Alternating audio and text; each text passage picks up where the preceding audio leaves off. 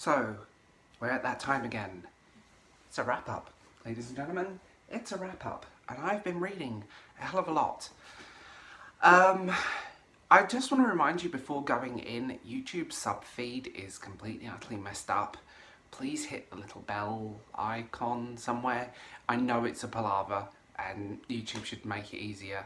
Actually show you the videos you want to see, but that's not going to happen, is it? Let's do this wrap-up. So, the first book, Snakeskin. Dystopian, speculative fiction. Gorgeous. I like speculative fiction that makes you think, and this is one of those books. It's beautifully written, it's fascinating. It's definitely got a vibe to it, and a feel that is unlike much speculative fiction right now. I also want to give kudos to Titan for this cover. Really well written, very enjoyable, makes you think, and definitely comes out the other side. The characters, the world, it's fascinating and definitely one to read. This book, I enjoyed it for what it was, but I couldn't get into it as much. I had to put this down about 3 times. It's not one I would go back to, but I would still rate it very highly.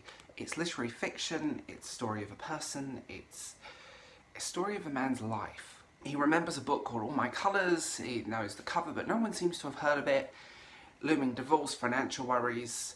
He tries to write a novel, and this is that story. It's very enjoyable. I'd rate this 4 out of 5, but I found it difficult to get into to start with. Maybe it was just my mood though, because I do think when we read, sometimes our mood can affect what we want to read. Oh, this is probably one of my favourites of this new books that I've got. Other Words for Smoke. Think Stranger Things meets Sabrina the Teenage Witch, and you're there. It's dark, it's pretty. I don't know how well the owl shows up on the cover. It's beautifully written.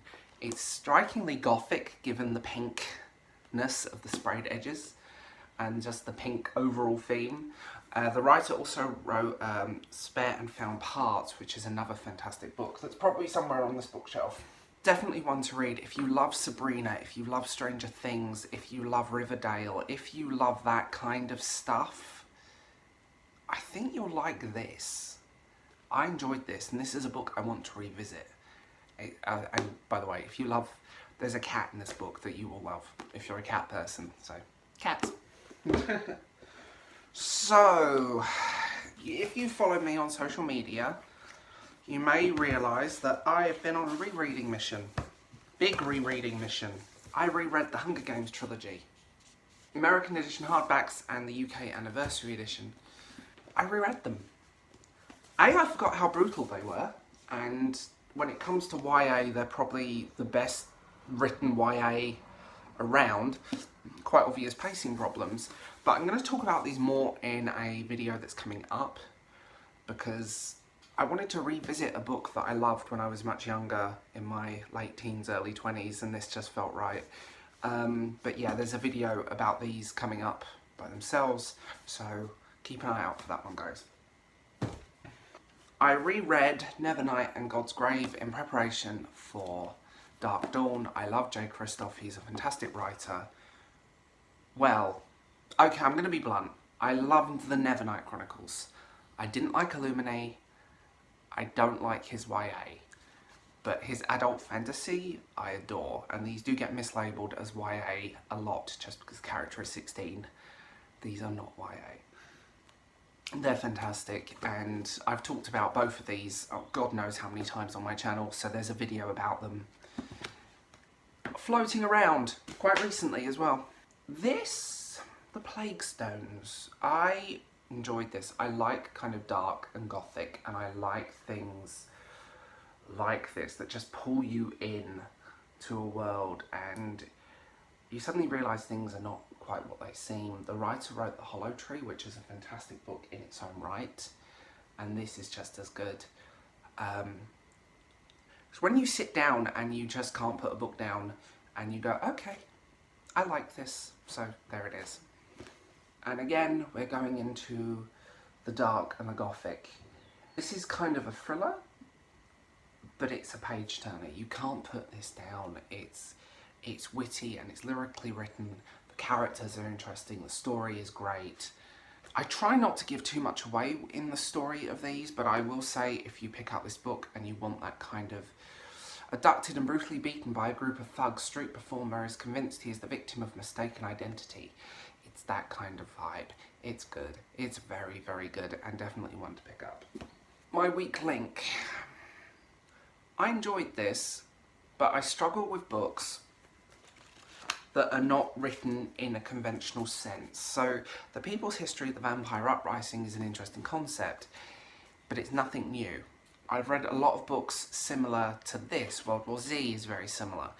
It's a novel told in interviews and paragraphs and messages and emails and news reports and documents.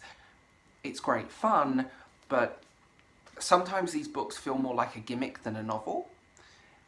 And I really enjoyed this, but if you've read World War Z or something similar or that kind of vibe, it's that basically.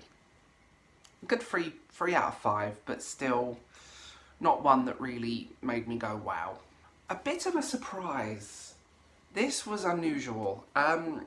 Ruin's Wake is a dystopian novel set in a totalitarian world. It's brutal, it's dark, and it follows 3 characters with interlinking stories. A young woman trapped in an abusive marriage with a government official.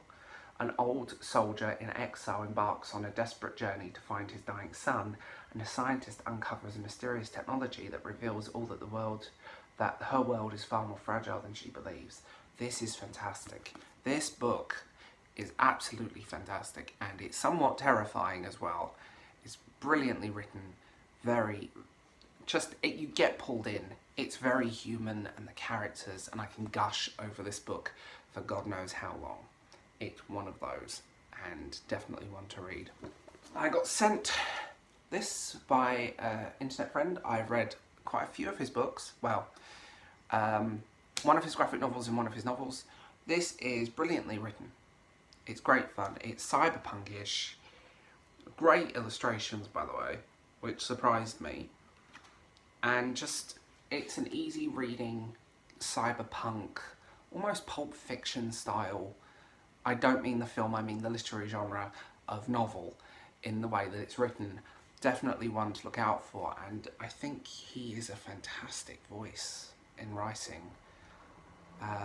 Definitely a writer you need to check out, because he's just got that energy to him. So, there we go. X-Men Dark Phoenix Saga. This is a novelisation of the classic graphic novel, I should say. I'm not a Marvel person. I want to say that. I've never been a Marvel fan, but I like the X-Men. This is fantastic, and I'm really was shocked. I kind of went into this thinking I'm not going to like this, or how are they going to tell this story, and they told it well. And it's great fun and really enjoyable. You know, you can't say too much about this because it's one of those. It's a novelisation of a comic book. The writing style is really good, and it does paint the picture of the scenes, so the descriptive writing is brilliant, and the dialogue is often straight from classic comic books, and that's fantastic. So yeah. So ladies and gentlemen, that was the wrap-up. Tell me what you think. Have you guys read any of these? And I want to know, as always. I also have a question for you. What's your ultimate guilty pleasure read? Tell me in the comments below. Bye guys.